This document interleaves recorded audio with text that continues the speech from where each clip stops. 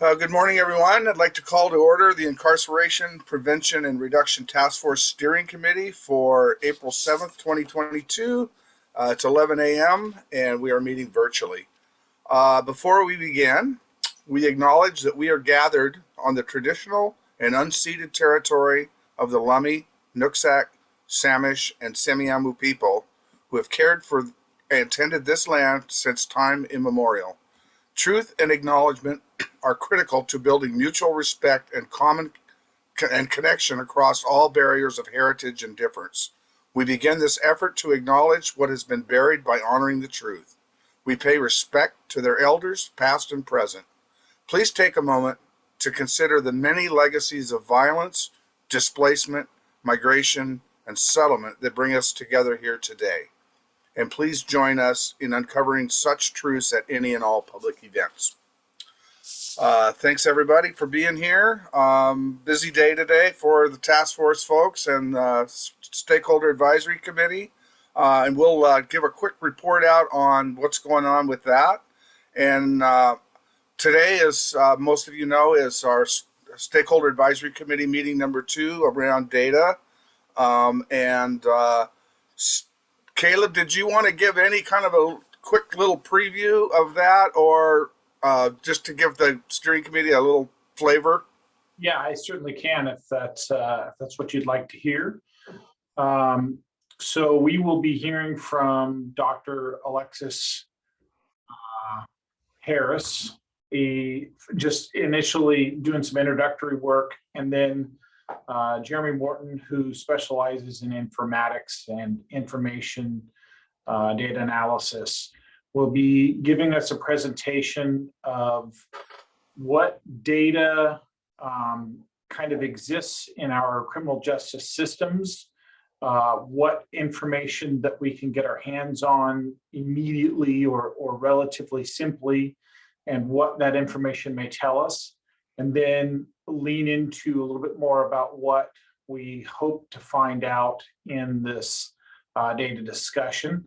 So you can expect to see a lot of graphs and charts, specifically because we're talking about a lot of the diversion programs that exist in our community, that a lot of the work that the task force has really been a part of since their inception in 2014.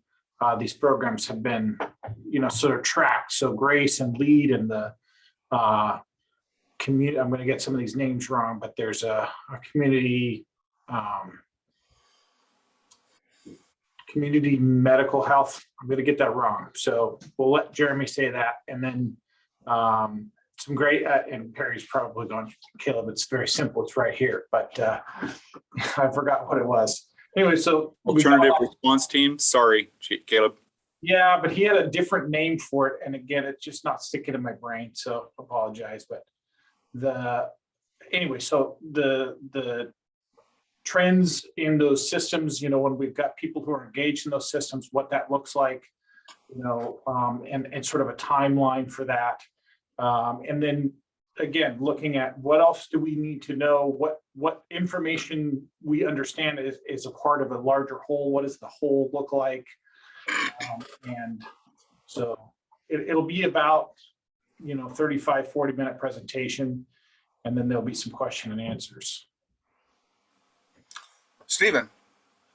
Thank you. I have a two-part question related to Caleb's coming report and the meeting this afternoon. I got contacted last night by a reporter for the Salish Current who wanted to interview me about our diversion programs, the effectiveness, alternative response team plans. I wanted to know whether anybody objected to my talking to him.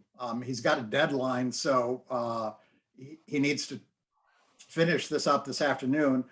So I want to hear that. And secondly, I was thinking it would make a lot of sense to see if we could get him a link to the SAC meeting to hear Caleb's and Dr. Harris's report. Already done. You've given him that invitation? Yesterday afternoon. I talked to him as well. Okay, great. Thanks, So Jerry. no, that was fine to talk to him, Steve. And in fact, I encouraged him to. He asked about talking to you, and I said you'd be a great person to talk to. And then I I had Jackie send him a link to the meeting for today. I said you'll want to sit in on this because you'll learn a lot. So Fantastic. That's exactly what I hoped for. Thank you for handling that, Barry. And thank you, Jackie. Jill, Yeah, I just wanted to remind you that I think it's somewhere in the code. I know it's in the expectations for boards and commissions that members don't speak on behalf of the whole group without the whole group giving them express permission by voting. So I can look into that in a little more detail after the meeting, Stephen. But maybe just express to him when you're talking to him that yes, you're chair and yes, you can speak to him, but you don't have their full approval, that kind of thing. Should I emphasize that I want that to be reflected in the text of his article, or just? That's a fine point I'd have to check with legal about, and I can ask. I'm scheduled to give him a call at 1 o'clock between this meeting and the SAC meeting. Okay, well, let me look and see if I can find that language specifically, and while you guys are meeting here, and I'll let you know. Thank Stephen, you. for what it's worth, I know Jill and I did a couple of interviews. We did some radio stuff. We did some print. My recollection, and I could be wrong, it's a few years back, is that we did let the task force know there may have been a formal or an informal. I know we communicated it, and my recollection, and maybe this, Jill, this may still extend, is that the sentiment of the task force was this was a good thing for the co-chairs to do. They wanted us to do that. But as you would be, we were very careful not to express opinions that could be contrary in any way to the perspective of the entire committee. And there was enough stuff we have total consensus on, we could do that. The facts are the facts, but that was the line we tried to walk. And I do recall support for that, but it might be in our meeting records, but for what it's worth, that's what had happened historically. And I support I think the more we get stuff out, the better. So as long as we can do it, I have absolute confidence in your ability to walk that walk and do a great job for us. Arlene. Yeah, Jack, that sounds right, and I think Stephen, I don't think anybody would have a problem with you talking, but I just wanted to put it out there, so. Yeah, thank you. Arlene, you're on mute.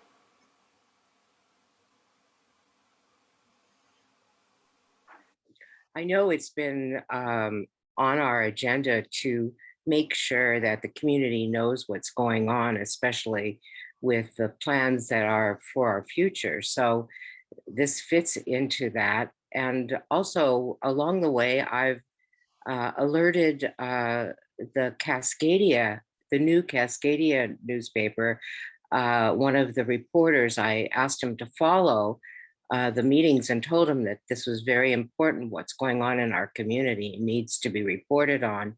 And so I'm hoping that he's attending these meetings. I know that he has come to one or two previously. So this all fits with our larger plan to communicate to our community. Yeah. And I encouraged that reporter to do the same thing a couple months ago. So Good. I agree with you, Arlene. Jack?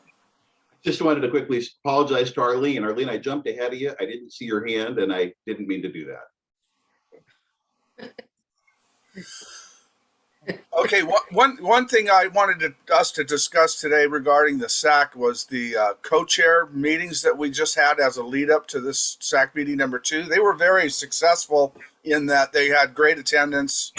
The material presented was great, but I think there's a need for more, and I think I've heard that from several of you as well. So what do y'all think? How do you want to approach this? I think there's a lot of value to keeping these folks engaged throughout our process. Jack? I will defer a little bit to Perry. I am in attending the ones I've been able to attend. Certainly that was true of the legal and justice because it's so broad. I don't know what Perry thinks. I didn't get the sense with crisis stabilization we necessarily needed another one. I think if somebody requested it, we could, but I'd be curious what Perry's thoughts were. But I think each one is different and we have the narrowest scope of the 3 for sure. So I'd be curious what Perry thinks about that one, but it went well. I agree, Jack. I think it did go well, and because that information is a little bit more contained, I think that it was, different than some of the other topics. So I didn't feel like more information was necessary, but I'm certainly, willing to provide information if that's the sense. Yeah, we're both willing, and I think we both support doing it as much as needs to be done. But that particular one, I didn't like with legal and justice. It felt like it could have used more hours, actually. Same with behavioral health. Yeah. Arlene? I'm trying to remember. Oh, yeah. Oh, I had a question for you, Barry. What's been the feedback from the SAC members about these meetings? What have they said about it? I've only heard from a couple. The first ones were after the meeting that Jack's talking about with the crisis stabilization, and they just appreciated the thoroughness of the information presented, and they thought they appreciated that we were really making an effort to try to get them up to speed, and that's that was 3 of the people that I've talked to. Thank you. Dan? Yeah, I've only talked to one of the SAC members, and same thing, but definitely appreciate the all the information. So for behavioral health, I'll just expand a little bit. Barry's right. I think we need more time. Trying to pack basically 8 years worth of work into 1 hour is impossible. Jackie Mitchell did the lion's share of the presentation, did a great job. And Deacon came out of retirement for 1 hour. So that's all I could convince her to do.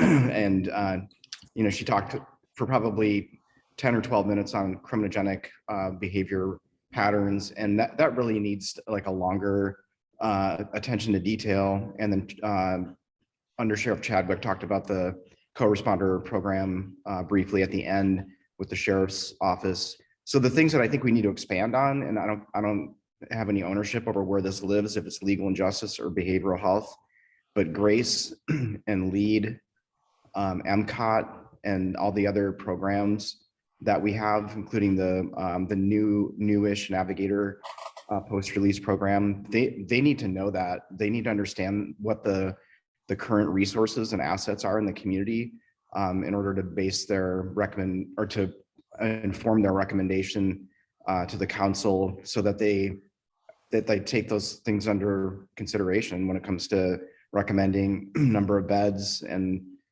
whatever else they're going to be coming up with. I think they have to recommend behavioral health interventions and post-release assistance, basically. So that's where I'm coming from.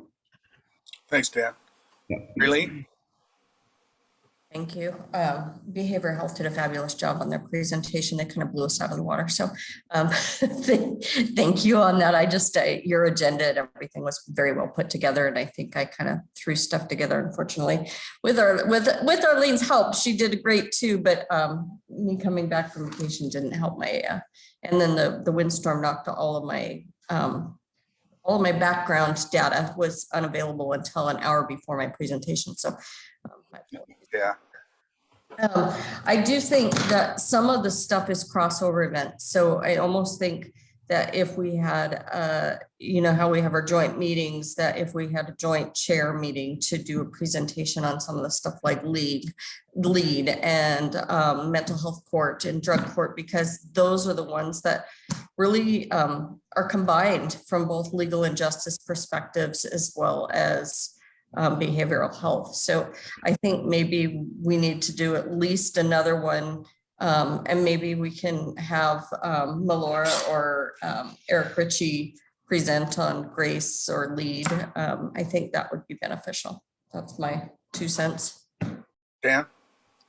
Raylene and I are apparently having a mind meld. I was just going to say the exact same thing when it comes to having Eric and Melora come. I think that having Jackie do the presentation really, and having Perry on hand, Mike Hilly, Ann Deacon, the others, I think it really, the more we can do that and have the experts, I think it's just going to be a better work product that we come up with. So yeah, anyway, I guess I'm just echoing what Raylene said, and then having Perry present.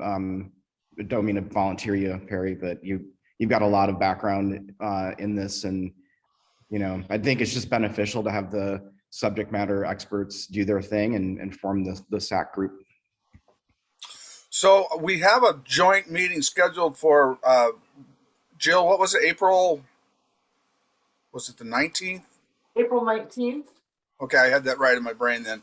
Currently that was just going to be, they were going to come as listen only mode. What do we all think about that? Do we want to expand that to let them have some participation? Yeah. I'll ask the co-chairs of those committees how you feel. Thumbs up? Yes. Dan, you like it?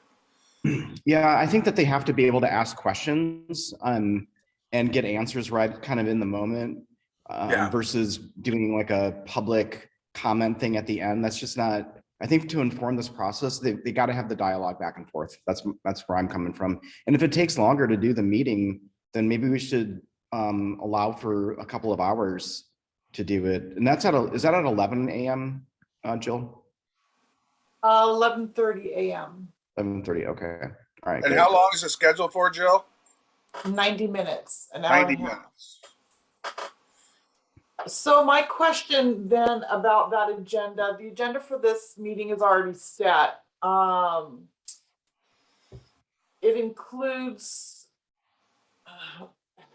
do you want me to change the agenda just to have it be a conversation between these committees and the SAC members? That was going to be my point, Jill, also. There was a full agenda for the joint meeting that had like Right. 5 items and we did 1. Yeah. So this is really a business meeting, which is different from an educate the SAC meeting. And we could change it, but I just think we should be aware of leaving out the business that we had lined up to talk about in the moment if we do make that change.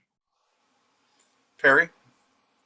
Yep, really challenging, as other folks had made reference. It's some of the information in many of the meetings is just so dense that it's hard to actually know. But one of the things, and I really appreciated in the behavioral health meeting, Jackie Mitchell's work in terms of developing and kind of the focus. I did find myself wanting the SAC members to have more opportunity to ask questions. And so in my discussion with Jackie, to be honest, I said, I'm really thinking 30-minute hard stop and then, engaging in that discussion, because that's so informative. That was my perspective, but then, again, a lot of material to cover. We are going to, of course, talk pretty specifically in the SAC meeting in June relative to the really behavioral health as a larger picture with this sequential intercept model and some of the work that's being done. So we will cover, a lot of that material, again, not at the framework that that Jackie Mitchell had brought in terms of kind of funding and how that process occurs, but I offer that up. And I'm thinking about what Stephen just mentioned, because I had the same concern. There was 80% of that agenda didn't get addressed last joint meeting. So I don't know that it hurts to have them just be able to ask questions about the business on the plate of the committee. And then that broader discussion will be coming later with the June meeting. But I don't know. What do y'all think? Raylene, didn't we actually, it turned out that way, didn't it? We didn't really separate the questions for the end. They started asking questions throughout, and I found that very, very valuable. I don't know. I mean, we just didn't follow the agenda. What do you think? I think it was, I wanted to try to get through all the material, but I thought the questions were very valuable. And I understand asking questions on the topics at hand before we go back any further. On changing the agenda for the joint task force, I don't know that we want to change the agenda. I think we just want to open it up so that they can ask questions. And I do think it's still valuable to have a separate joint meeting with the SAC committee with the chairs to have lead and the other topics discussed, because I think they need that in-depth information. And there is no way we're going to be able to get that all in another joint meeting. And I don't know that we'll get all the participants and a quality presentation done that needs to be done. I think we need to separate some of that stuff out. Also, when you try to make meetings too long, people get lost and people start to drift away and they don't absorb all the information. So I think sometimes when we want to go longer, to add more material, it might not be beneficial. Dan? So we tried to, at the behavioral health meeting, the idea was that Jackie would present X amount of material and then have some Q&A time that was germane to the material that was just presented, and then to have a broader discussion at the end. We never got to the broader discussion because we ran out of time. So I'm wondering if we can, for the joint meeting, if we can try to tackle our business and have some Q&A after each agenda item. And I know we're not going to get, I just assume we're not going to get through everything. But to me, this is probably, if we look at all the work that we've done over the last almost decade now. Hold on, my phone just went off. It's just, I think this is moving forward. This is one of the most, the SAC's work and our influence with that group, and I mean that in the most positive way, is going to be one of the most important things that we have done as a body. I think probably ranking it as in the top few, along with crisis stabilization and the other programs that we've done. This is a big capital investment, one of the largest that this county will see, and it'll shape the future of how criminal justice is addressed for the next probably 40, 50 years. So I think we need to give it the time that it deserves and structure our meetings in a way that is most beneficial to the SAC members and for us to get through our business, basically. So that's the challenge, and that's how I see it. I agree, Dan. I was going to suggest to try to do both, to try to address the agenda at hand and let them ask some specific questions. We'll just have to have good time management, and then at the end allow some time. Have a hard stop where they have enough time to ask some questions at the end, broader questions. Jill? The agenda items scheduled for the meeting, the first one is the 2022 annual report for the committees. Take a look at their sections of the annual report.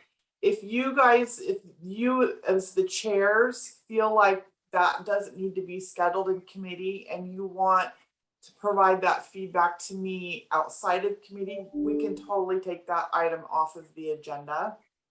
The second agenda item is an update on the sequential intercept work being done. Mike Parker was really excited about it and wanted to update the committees about that, the work that he's doing with Perry and the other folks in the group. If that update isn't necessary, then we could take that off the agenda. And then the last agenda item is reentry services. And it's a huge topic. So, if you guys want to put that off or manage that somehow. So just letting you know what's on there right now and what potentially could be shuffled. Raylene?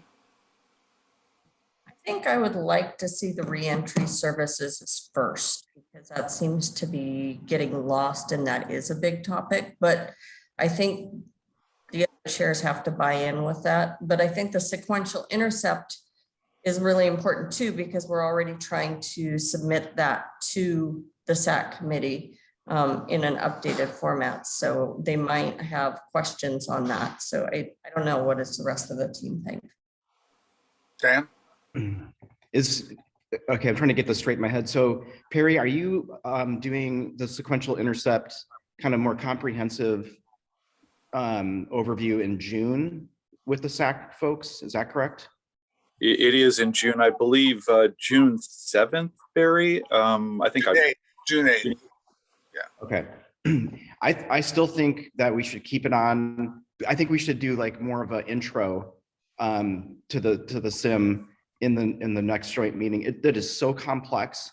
And so, I mean, they have to get their brains around what 0 through 5 means and what intercepts happen when and what we have and don't have. And so I think if we could maybe kind of do like an intro to like, here's an overview of it. And we're going to have a more in-depth discussion in a couple months to really get that moving forward.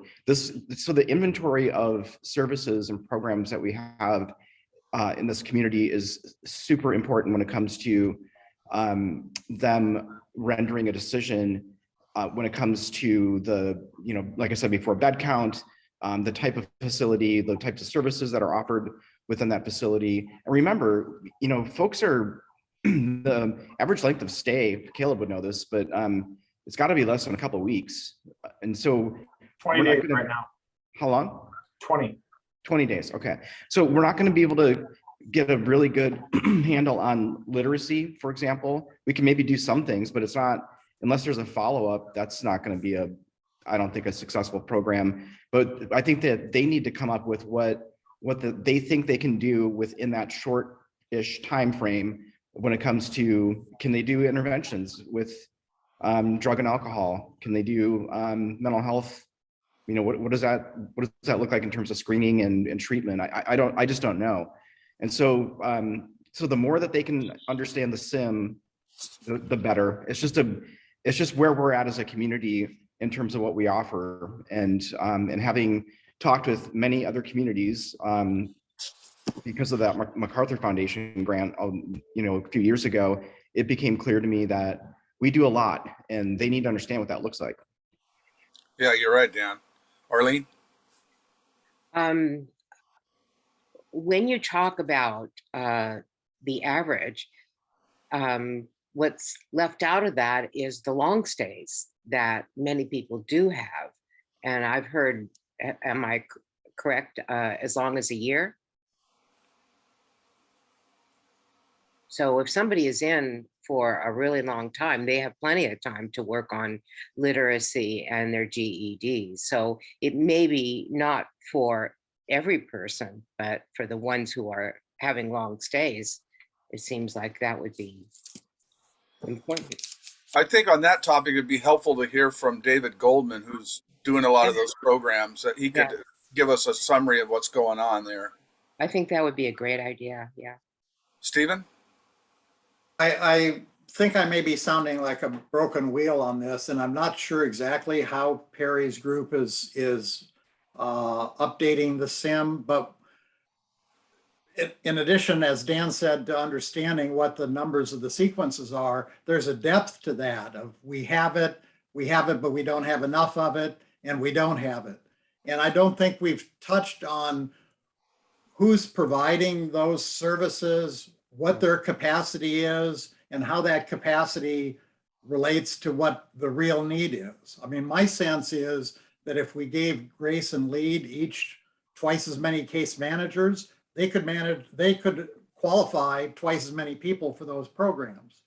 So I would like somehow the SIM or our conversations to talk about capacity issues and what we need to address.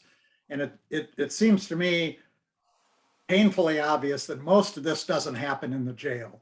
What does happen in the jail, as Arlene's referring to, is we bring in community resources to provide some services during that time, however long in the jail. But it's the community resources that we really need to build out.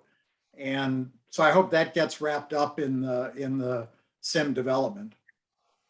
Jill? Thanks. Sorry to bring it back to the agenda for the joint meeting. I'm hearing feedback to keep both the SIM and reentry services on the agenda. I've scheduled the annual report first on the agenda because I know it's a low priority item for you guys, but it is a code requirement and there's a deadline and I need that feedback. So I can either get it through this joint meeting or maybe we can work on it when we start discussing the next agenda item here and I won't need to take it to committee.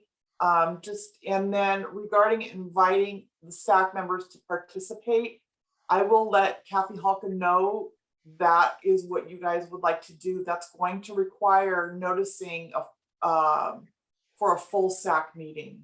Yeah. So, Caleb? Thank you. So just really quick about average length of stay. So the average length of stay is not normative, right? We right now are experiencing extremely long average length of stay. So we have a whole bunch of people that are in the 24-hour range. And then we have a whole bunch of people that are in the extended stay range and very few people in the middle. Right now, that's because the vast majority, as everybody in this room already knows, of our people who are in custody right now are pre-trial. I think we, at last count, had 6 people who were fully sentenced in between both facilities. It's not a huge number. The reduction in trials, the reduction in plea agreements, the reduction in basically, COVID has decimated our, formal process of resolving cases, has meant that people have stayed a lot longer, and that average length of stay is increased from about 10. So the thing that we want to try and maintain focus on is, I think, like Arlene was saying, we're going to focus on the people that we have, right? We know that some of these people here are longer term. We know some of people are shorter term. So the shorter term people may not get involved in the same kinds of resources and services that would be available, but that doesn't mean we shouldn't offer the services. We need to focus on, again, literacy is a huge component. We get a very high number of people who come into our facility that don't know how to read. We want to be able to offer that as a service. We want to be able to offer job skills training and certifications for things that they can that can benefit them when they're eventually return to the community. We want to focus on things that help them with housing, secure housing before they are released. Make sure that they have a social plan. What does it look like to go back into society? So all of these sort of reintegration, reentry services can come in and support people who are in custody for longer lengths of time. We just don't have a grasp, again, on what that scope could be. And that's kind of what Stephen was talking about in terms of what are capacity elements? If we say a cross section of the population today, 20% potentially could be involved in a GRACE or a LEAD program. And you'll hear some of the statistics from Jeremy later on. We have a very clear delineation on exactly how many people we have in the programs in terms of enrollment, what their recidivism rates are, and what those expectations would be for the program, but not everybody's eligible. And so we know that we would be able to potentially put a harder cap on, this is what we think we could fit into the program if we had the resources. I don't have that answer today, and I'm not going to have that answer today, but that is something that we should definitely explore as we're moving through the process of identifying these data points, because that should be a question that we should try to answer with some real numbers. So I agree with Stephen's point earlier, and that is something that you should expect to see. If it doesn't already come out of the discussion this afternoon, let's bring that up. Perry? Yeah, I just wanted to touch on some of the discussion around the behavioral health gap analysis in the SIMS, and how I see it, sort of shaping up. Essentially, I would agree with some of the earlier sentiment that the group understanding the sequential intercept model as a best practice in general. It's like, what does this do, and what is the focus of that? That makes a lot of sense, just in a general way of understanding the sequential intercept model as a model itself.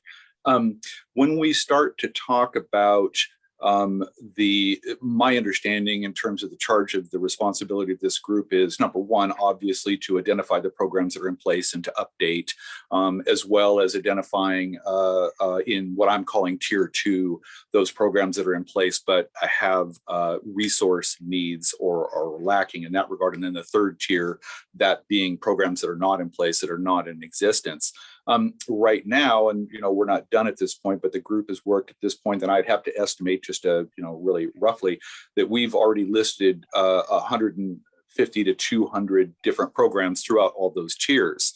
Now, even within those programs, there are actually multiple agencies that provide those services. So when we start to talk about capacity, I'm not really sure how to offer, a number of that of, what can we do, and, et cetera. So the cost piece makes sense to me, of course. And I think that we've got an approach to that, but I worry about it being so overly detailed that there isn't a way for SAC members, et cetera, to be able to really digest it if we go into that level of detail.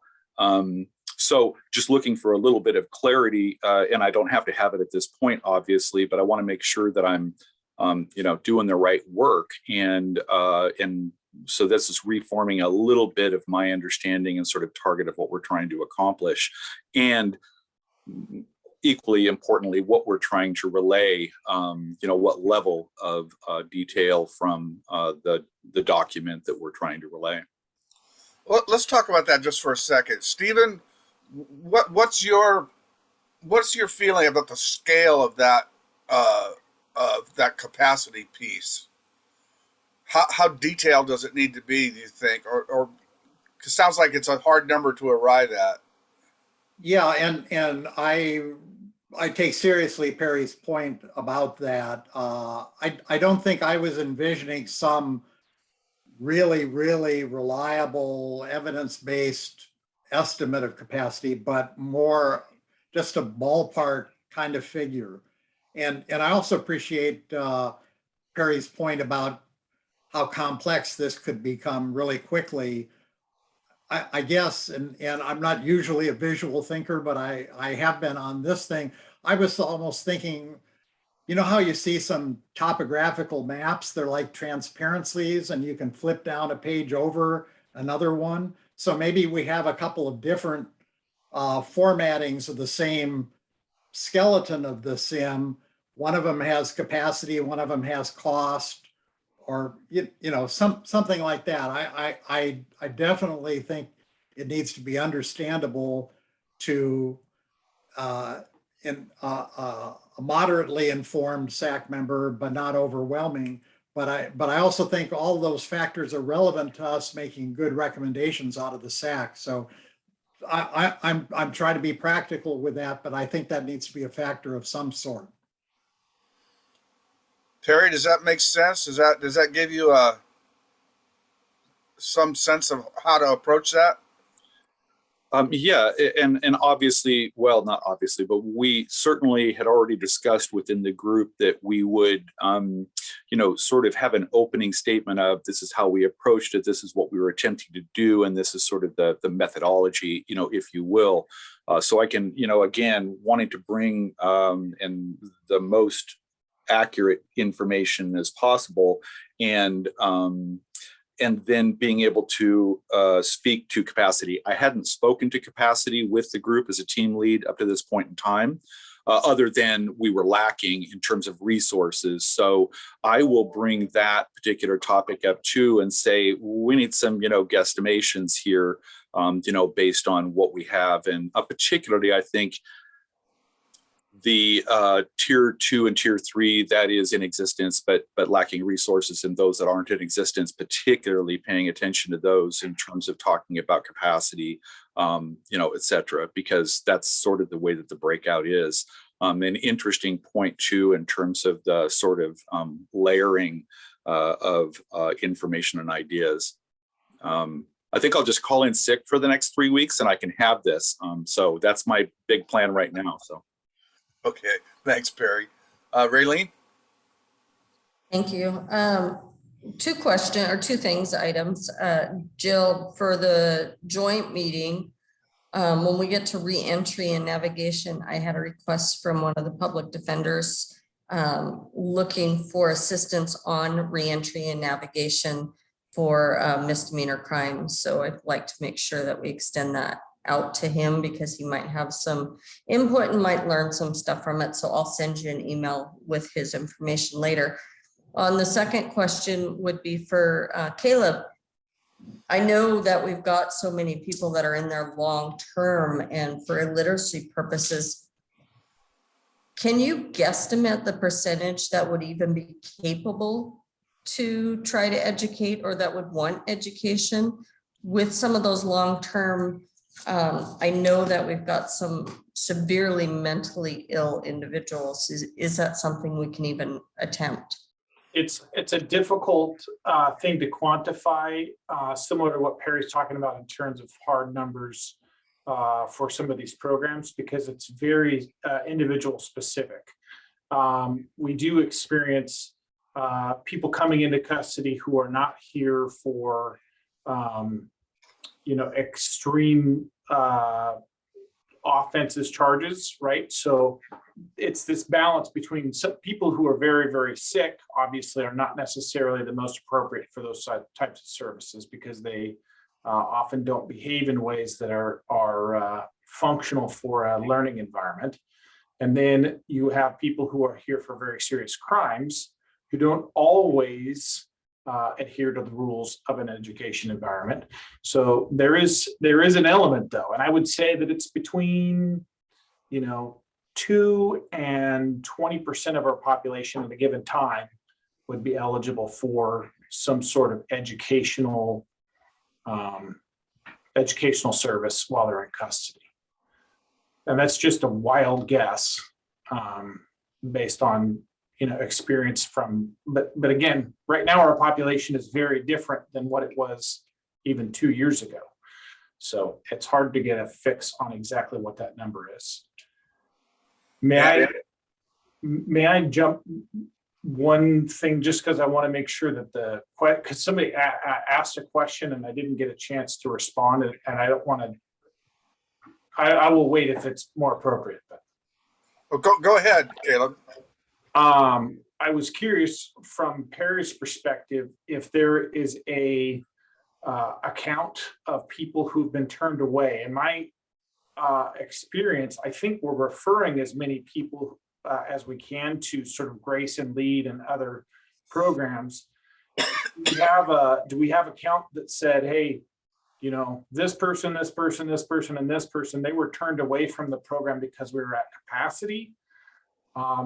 And that might be an indicator that we have more room to grow, but we don't have the resources, versus we haven't turned anybody away because of capacity issues. There were other issues. That's just one of the things that I was wondering about. Dan? A couple things. One is I want to clarify some remarks I made earlier. I am all in on services. I'm not saying to not provide them because of average length of stay or what have you. And the length of stay will change after COVID, right? And this is a new facility. It'll be different. It'll be bigger. So I think that offering those services is a good thing. As it relates to the sequential intercept model, I think the SAC members absolutely need to have fluency to the greatest regard. This is the roadmap. This is the roadmap that we created that outlines how criminal justice system works in our community. And so having a handle on what exists and then what the needs are, and that's, I think someone brought that up earlier, that's really the area that they need to make their choices on in terms of investments, up to and including pre-arrest diversion and how that's going to work and how they can communicate that to voters. The way I see it is that they have three tiers. One is that they need to convince the county council that this is going to be a good thing to put in front of voters, and the voters have to be convinced that this is the right thing to do. And then the jail services have to act on this. So those are the three levels to me. But as it relates to the sim, yeah, SAC has to be they have to know what's going on. And if it takes more education, that's what they sign up for. And I don't mean that in like a bad way, but I just, if I think that they volunteered to be on this, then there's work to be done and they need to be informed. Arlene? Because of my background, I handle the issue of capacity by asking questions. So as we've gotten each of these reports from the providers, at the end of their presentation, I typically would say to them, can you tell me how many more of you need? And this was my way of trying to get a sense of what the need is. And this is the expert. If we use David Goldman as an example, he talked about the waiting lists for people who are wanting help. And so he would be the person, you know, as an example, to ask these questions, the specifics of these questions, in my opinion. And of course, we don't want people on waiting lists. That's, you know, this is our opportunity to fill these important service gaps. And we don't know when we're going to get another chance like this, I think, as Barry said. So I'm very conscious of asking for what we want and understanding that we probably will have to do some compromising along the way. I grasp that idea. And then remembering that we have, as I read it, 70 million for public safety and 40 million for social services here. So just remembering that and what that tells you, it's important. The issue of people being turned away, that's an important statistical question. And we really need to have that. I don't know if you have, Perry, statistics like that for crisis stabilization, because I didn't attend that meeting, so I don't really know.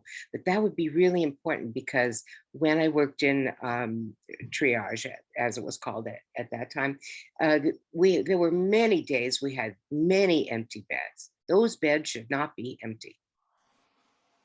They're expensive and they need to be used. And so, you know, I don't know why that happened. Well, I do know some of it, but that's just the point is that the statistics of the way that things are used or not used is really crucial for evaluating how good are we doing, you know. And these are all attempts to make a better and a more equitable system, but it isn't, you know. Will we know that by keeping our records and so forth? So I'm excited about the fact that that's a possibility in the future, at least, and I don't really know enough about what's happened. Perry? I really appreciate some of the framework, and so some of the ideas that have generated give me a little bit of clarity and maybe some approaches. And I really agree in terms of, you know, sort of some of those questions of how many more people do you need, or how many more staff do you need, or you know, turning, have you had to turn, you know, individuals away? Obviously, COVID's going to skew that a little bit. You know, it is what it is. We're working with what we have. But I also had, so thank you for that.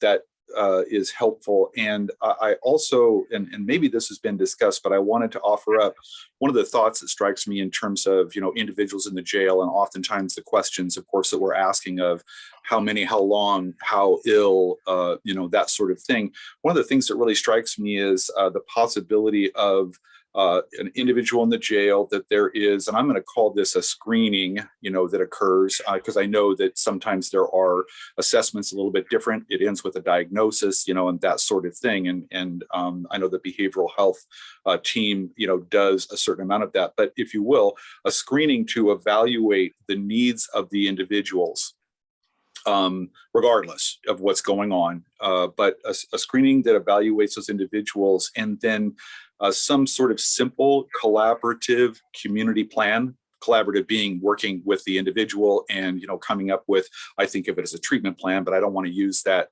terminology and more generalize it as a community plan, similar to something that is done within GRACE and LEAD. Obviously, they're identifying those highest level needs and et cetera. And at least that would be in existence if it was a short time that the individual was there, because of, you know, circumstances and so forth. And if there was a longer period of time, then it would probably be a more elaborate, and obviously some of those services would also be provided. So that's just a thought. And this often is a risk in jumping into a setting that I am not familiar with in terms of, you know, the ability to actually accomplish that and the staff necessary and those sorts of things. But I think it'd be an incredibly usable document depending on the level of reentry services the individual got and the various things. So I offer that up to be dismissed if it's not really feasible, but I think it's an incredibly important component. And I know that we're focusing on, of course, those individuals that are experiencing significant mental illness and or substance use disorder issues, obviously prioritizing individuals that are a suicidal risk, and those are extremely important. But this other component could be extraordinarily helpful, particularly if the individual happened to return to jail, et cetera. Then there would be a familiar, consistent document that leaves with that individual or is available for those providers that are out in the community, the reentry folks, et cetera. So I offer that. Caleb. So this is just directly in response to that, Perry. I think that a screening tool would be a good direction to travel, especially when we start talking about what can we do? What are some initial steps that we know we can take? I think that's a realistic step and a reasonable approach. The thing that we are already doing right now is we're evaluating everybody who comes in the door in one way or another, in terms of where are they at mentally, physically, sociologically, to the degree that we can. We don't get a lot of economic valuation from our perspective, but and you'll hear a bit about this afternoon. That's because our system was never really designed for the purpose we're trying to put it to now.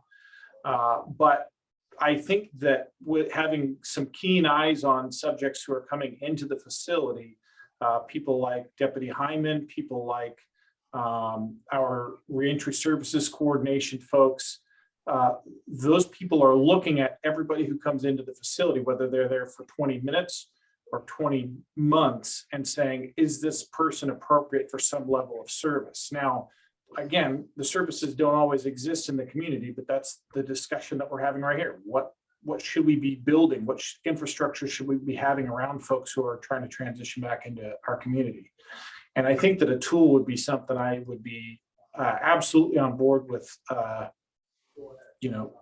co-opting, championing, coming alongside, especially where it lives and how it can be used. And I think that there is some obvious danger of not having a not effective tool if there are people who are coming in altered states of either drug or other alcohol intoxication, and different things like that may impact the results of a screening like that. But I think it's a good place to start.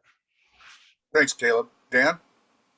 Isn't that gets done in the Sally report currently, right? I mean, there's a like a interview of sorts to determine if some basic things like, are they affected by, are they AOB, or if they're otherwise affected.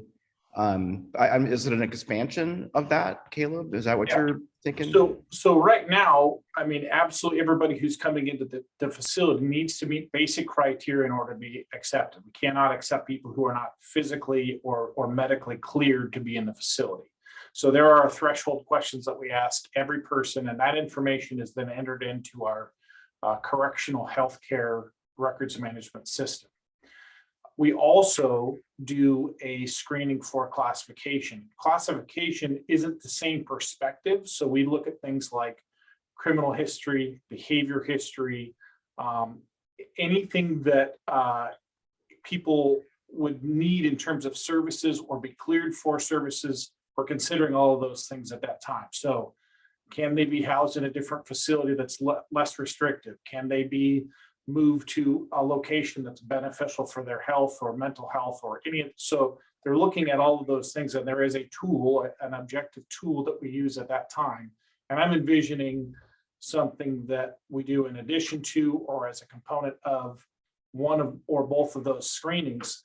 And we may not be able to do it on everybody because, again, people come in on all kinds of different readiness to comply. But if we can get even some, it's better than nothing and a step in the right direction. Thanks. Hey, gang, I've got to go. I've got another meeting in a couple of minutes. Thanks. This was a great discussion. Appreciate it. And I will I'll see most of you this afternoon. Okay, Dan, thanks a lot. So yeah, let's take one more comment and then we need to move along. We're becoming famous for only getting one agenda item done. So, Raylene. I'm taking mine back. I just looked at the time. Okay. Thanks, everybody. I think, Jill, you have a sense of what we need to have on that joint meeting, right? I think we're gonna keep the sim and reentry on there and then take off the annual report. That's what I'm hearing. Let me know if that's not correct. Okay, thanks, Raylene. Okay, and that's a great segue to the annual report. That's next on our agenda. What more do we need to discuss, Jill? I need to run through the topics that I've listed for the full task force and for each committee to let me know if I've missed anything, if anything needs to be removed. I've missed everything, Caleb. Is that what you're telling me? Yeah, I was wondering what that meant too. You're doing great. Okay, Doing great. For the other one, you're doing awesome. You didn't miss thank you. anything. Thank Okay. you. And also to chat about writing assignments for all of this. So do you want me to screen share? Or do you have it in front of you? I would say screen share for me. I don't have it in front of me. Okay. So the first section that I have, let me find it here, is for the full task force. It includes a guide. The fact that the task force is guiding the Justice Project needs assessment. That's one topic. Continuing work on the GARE implementation, update of the sequential intercepts, task force communications and next steps. So that's full task force. Any feedback on that? No. Committee progress report, behavioral health, Dan's not here, so we'll skip that. Crisis stabilization facility, Perry, review census and other data.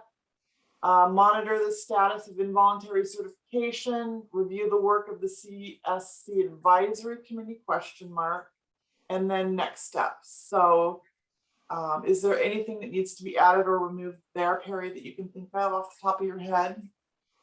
I think that those are great, Jill, and I would even remove the question mark from the review the work of the CSC advisory committee. I can just do, a general update of that as well. Perfect, thank you.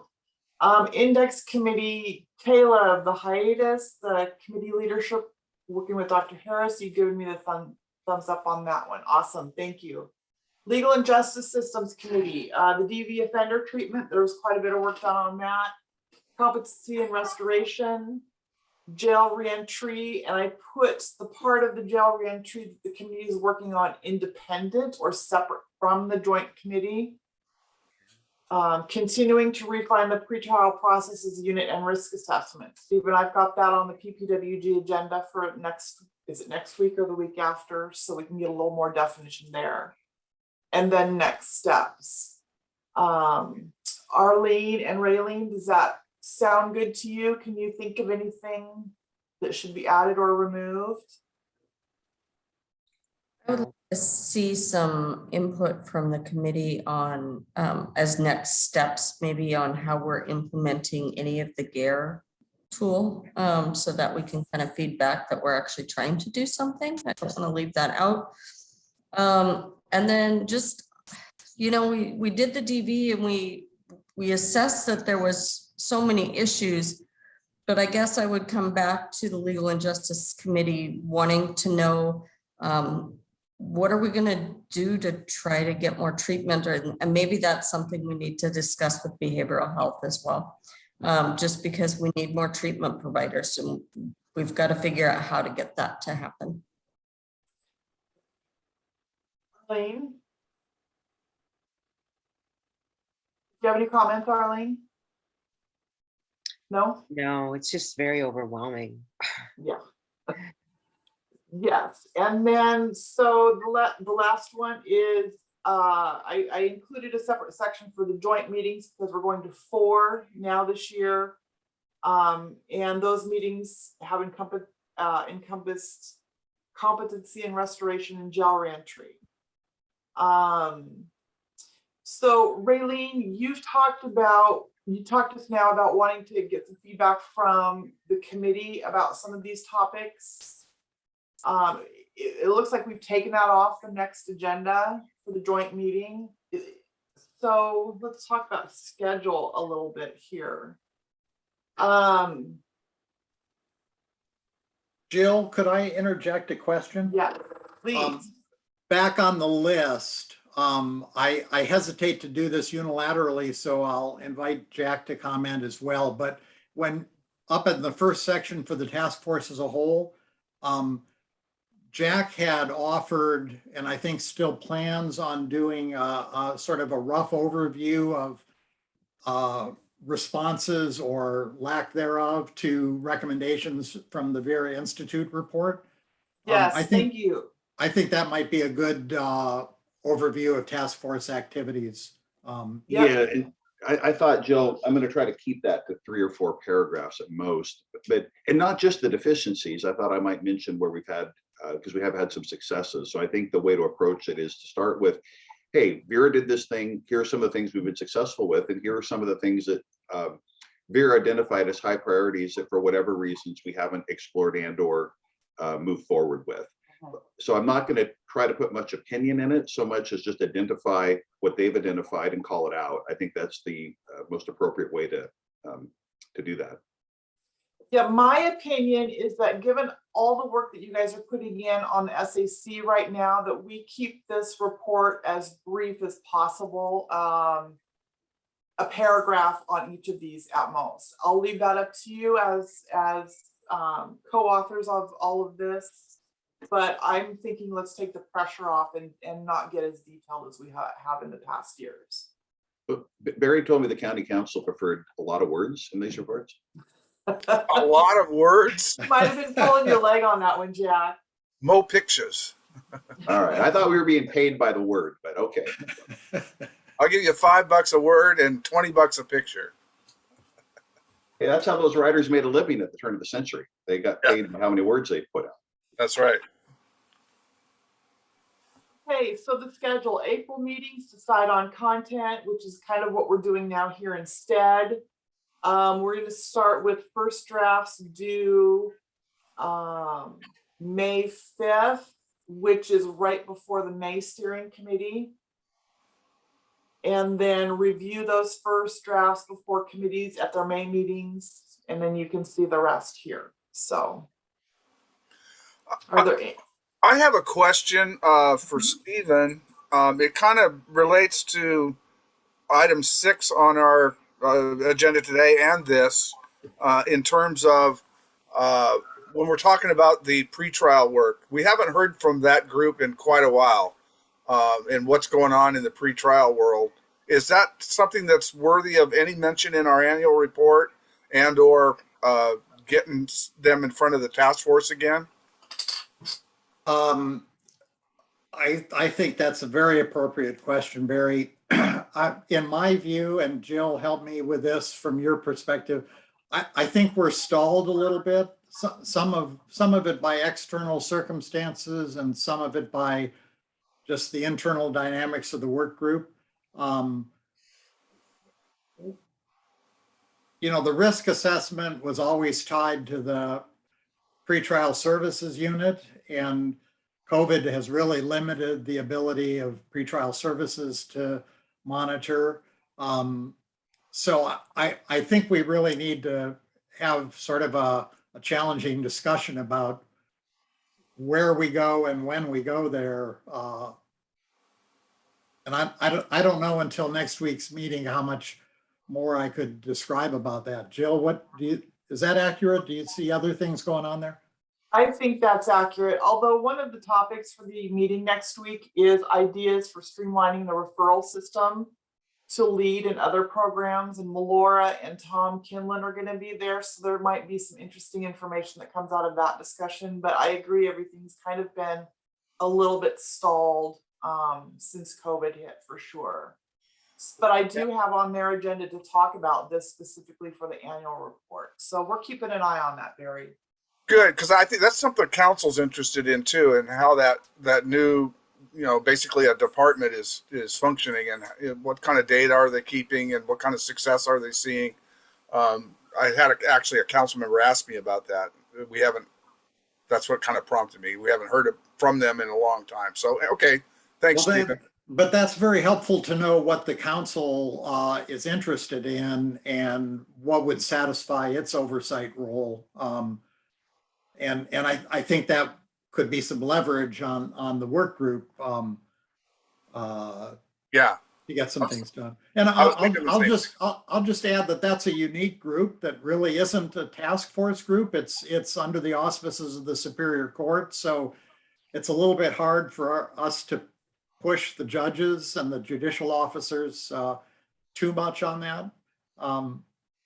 Which I'll go back, loop back and say to Jack, that's one of the things from the Vera Institute report that we haven't done anything on really is speeding up the flow through the life of a case, partly because the judiciary and the prosecutor and the PD didn't really want to tackle that too much.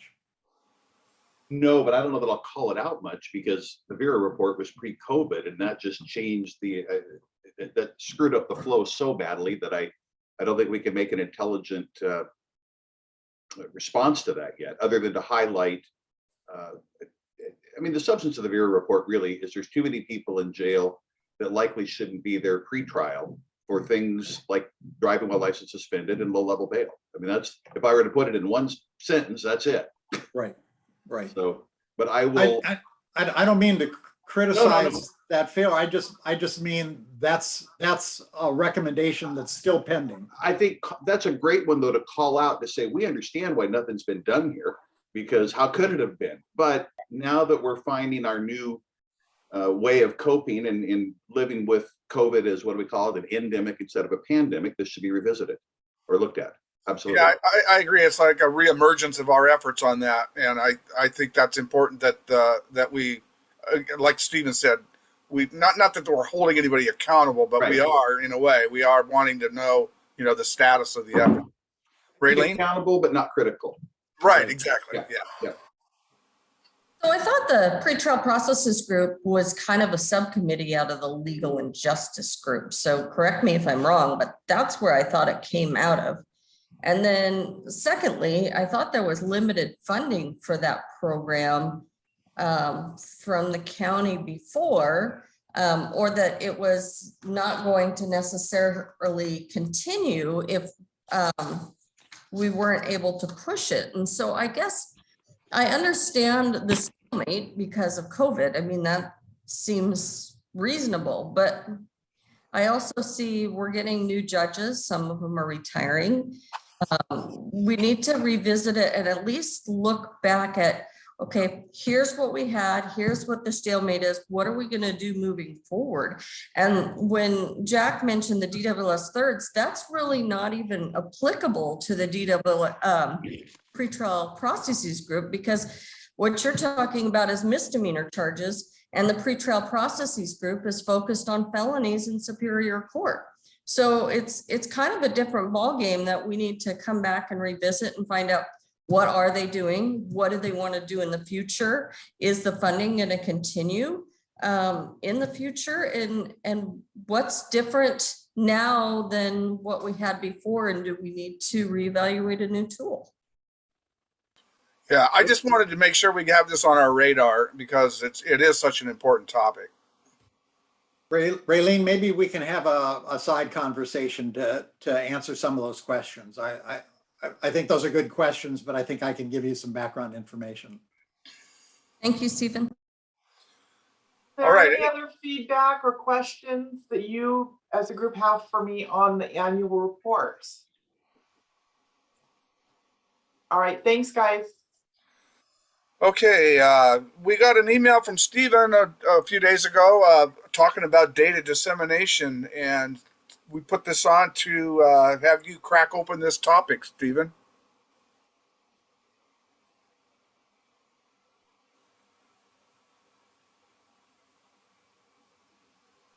Sorry, Yeah, I tried to crack as much as I could in the proposal itself. I'll just say that I tried to turn my head on this data question, and what I came out with is we actually do have a fair bit of data.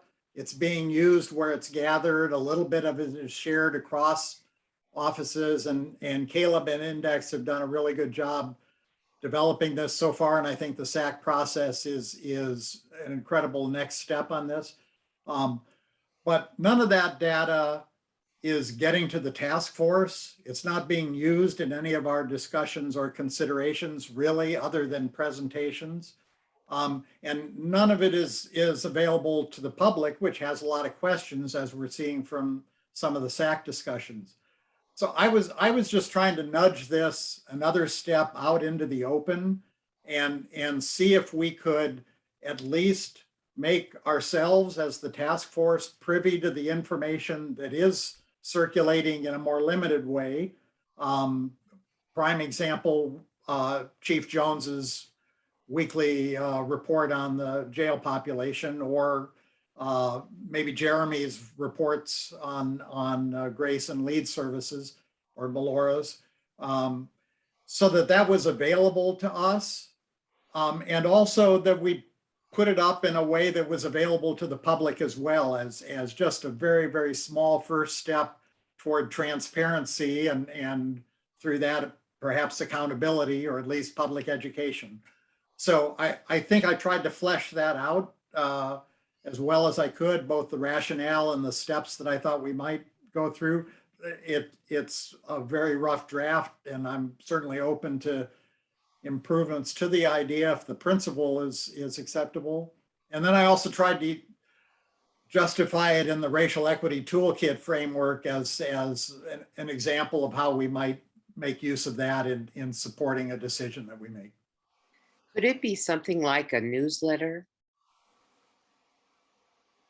Well, maybe eventually. I guess I didn't want to overthink this and overdevelop it. I wanted to do the simplest steps we could do to begin with. That was my thinking. Caleb? When I first read your email, Stephen, I was going through my head. Immediate reaction was, we have a lot of reports that we have crafted over the years, and I was like, no. And then I went, okay, that's not what we're trying to do here. So I took a half a step back and took a deep breath and went, okay, what are we really after here? And I agree with you that I think that we could make some information available to the public. Weekly, monthly statistics jump out at me. And if we go back to, I think a couple of months ago, my intention with Index at the time, and sort of dovetailing into where we spearheaded off in a different direction for this justice project data, I would like to see some interactive charting available on a simple website. Just you put up a simple website connected with the county, you click on the information, and it's got some graphs and some simple information that's available. You can click on it, it will give you more information. If you have a higher level, it will give you different realms of information. And again, I envision that being average daily population, information about who's being booked, not just not the names and stuff, because that's already being displayed in other places, but like, we've booked this many people, we've released this many people. So that's the information the chief sends out every week. So we can do kind of snapshot oriented data in a way that's more interactive. Again, I'm signing up IT people as we speak for this potential project. I can do that with a wave of my hand, it turns out. So kind of that dashboard model. Yep. Yeah. But there are a lot of pieces that I think we have that could be on that. For instance, if you remember a couple of years ago when we were focusing on drug court, Chris Furman can come up with a whole chart of how many referrals, how many successes, graduations, how many dropouts.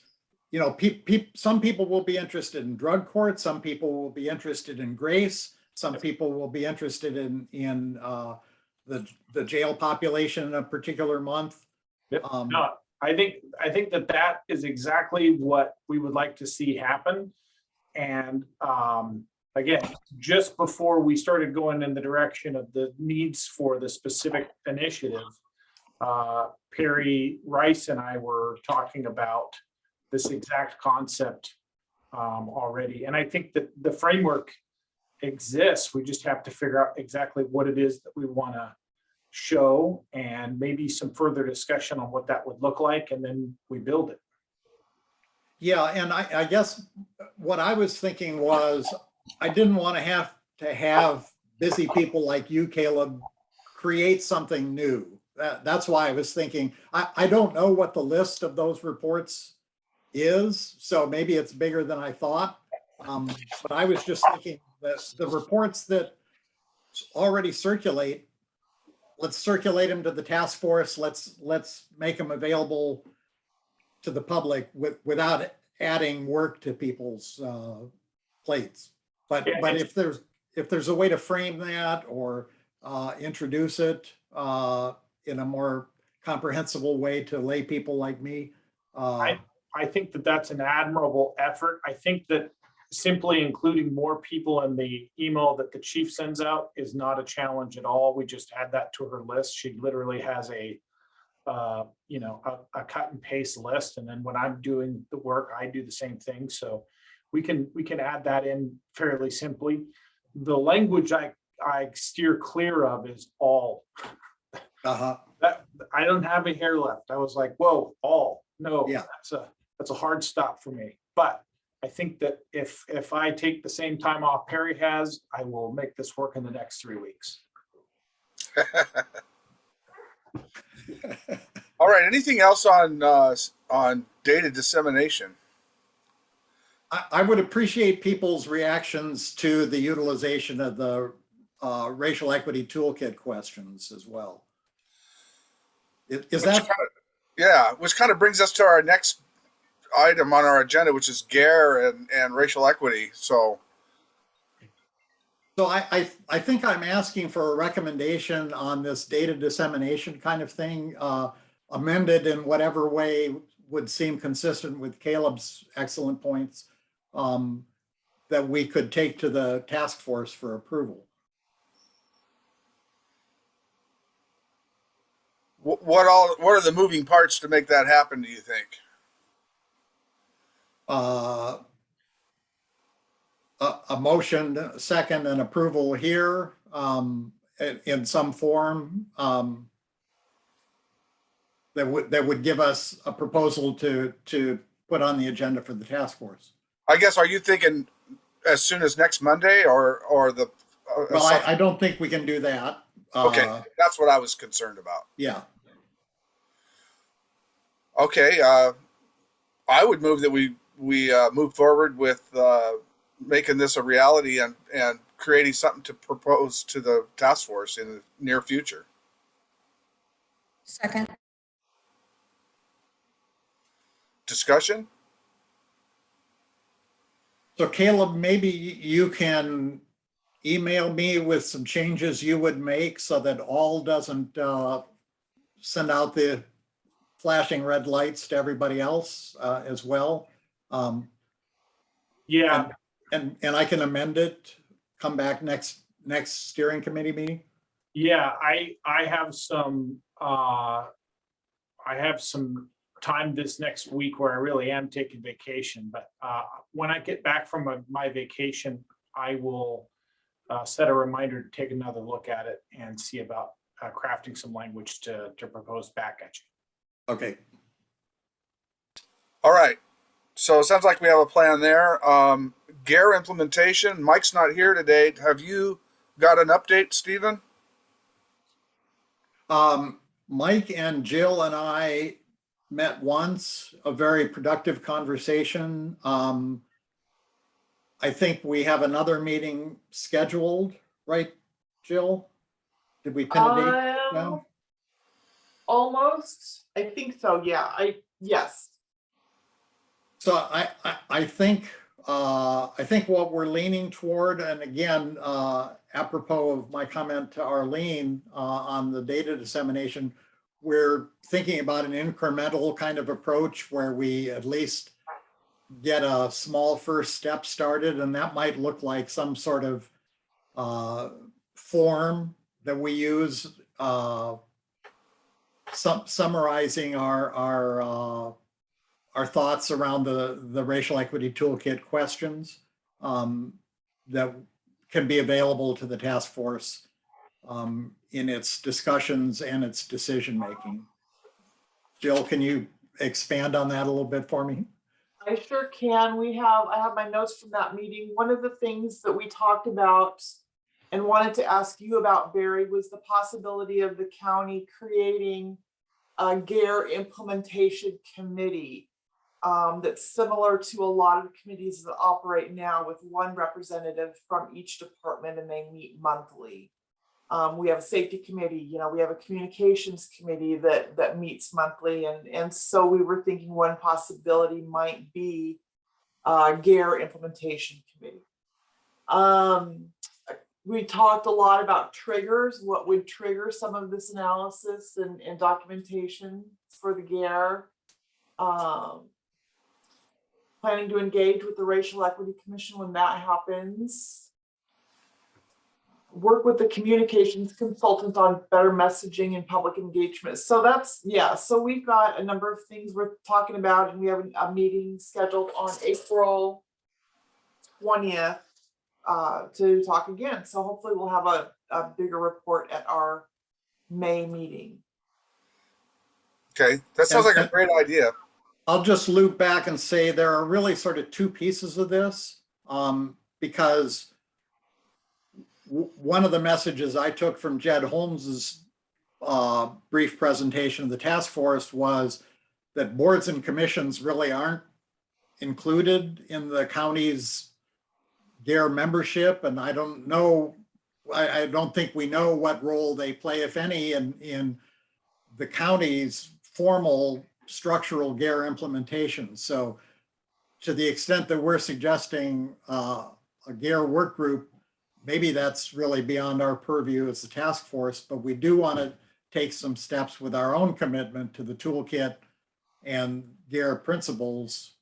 And we don't want to have to wait on slow bureaucracy to do something. Jill? When the county council passed the resolution declaring racism a public health crisis, it specifically called out boards and commissions in there. And that's in the context with which I'll be working with the Racial Equity Commission when it's formed and gets going. And then working up a way to operationalize that for all of the boards and commissions is something that's on my to-do list once that gets going. The GARE implementation committee was more of a departmental, countywide departmental committee. It wasn't regarding boards and commissions specifically, or IPRTF. So you're right, Stephen. We thought we just throw that idea out there in case it's something the county would be interested in. So yeah, that's it. Thank you. Okay, thanks, Jill. Anything else on GARE? All right, items for our next task force meeting. That's Monday, so I think it's pretty well set. Yeah, I don't think sorry, I didn't have the agenda opened up, and I should have. I don't think we have anything really scheduled for that meeting. There haven't even been any committees since the last task force. No, when you say Monday, Barry, it's the 18th, right? Correct, it's the 18th. Okay, it's not the 11th. Okay. Oh, sorry. So that's okay. So I'm in California. I hope Monday, but or should be, but okay, 18th, great. So the only thing I have for the agenda is the Justice Project Needs Assessment update, which is on every agenda. Annual report, if that's something, just going over timeline for completion and content, if that's something you still want to include for the full task force. And then that's it. We don't even have any committee reports really, other than this meeting today, steering committee. So, Stephen, would you want to queue your idea up on the data thing just as like a heads up? Yeah, I was just thinking about that too, Barry, and I don't know what Caleb's vacation looks like, but it makes me wonder whether or not together we could actually finalize something that we could have as an action item. What do you think about that, Caleb? I am going to be just teaching a class, so I'm working on my vacation, which will be about 60 hours over the week. So I'm not Okay. sure that I want to guarantee that I'll get to it, but I have it on an early Monday morning action item. So if I don't get to it today, which is unlikely because I've got this stuff this afternoon, Yeah. we'll try early Monday morning, the 18th, and see if we can come up with something. It's not terribly difficult. I just want to make sure that I'm not over promising and under delivering. Yeah, so I would say I'm with you on that, Barry, and we'll know when Caleb knows whether we could have a formal proposal or whether we can just, like a heads up that this is coming next time. Yeah, you could just scale it however, wherever it's at that time. So I think that would be fine. Okay, Jill? Yeah, Barry, if we get a chance to talk to Emily from Pyramid Communications sometime this week or next week, I think you could do a communications update to the full Yeah, task force. I will definitely have time next week to make that happen. So yeah, we'll do an update on communications, our RFP and where that's at. Anything else on task force agenda items? Okay, any other business? Okay, public comment. Is there anyone out there in public land, Jill, that wants to speak? We do not have any attendees. Okay, well, we are 3 minutes early, so I'm going to go get a sandwich and prepare for our next meeting.